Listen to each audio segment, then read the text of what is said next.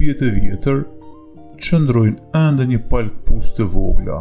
Janë këpucët e një djali që nuk u kthye kurrë. Nëna e tij çdo mëngjes i pastronte me kujdes, sikur ai vinte pas pakt si dikur, me vrap, me gaz, me krahët plot jetë.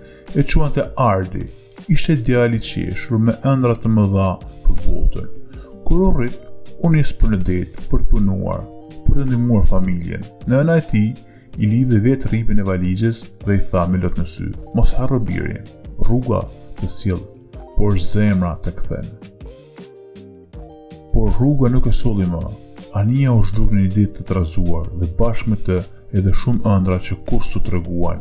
Kaluan ditë, javë, vite, por nëna nuk i hoqi asnjëherë këpucët nga dera. Ato qëndrojnë aty si kujtim, si shpresë, si thirrje që askush s'e dëgjon. Fshati u ndryshua, të rinjt u larguan, shtëpitë u zbrazën, por ajo grua çdo mbrëmje ndiste qiri pranë dritares dhe fliste me detin sikur ai ta dëgjonte.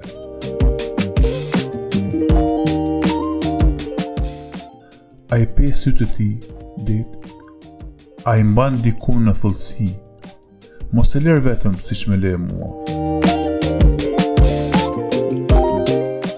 Në natën e 12 vjetorit të zhdukjes, deti solli një copë druri të nxirr nga dallgët. Nëna mori në duar dhe e mbajti gjatë, sikur po mante në duar djalin.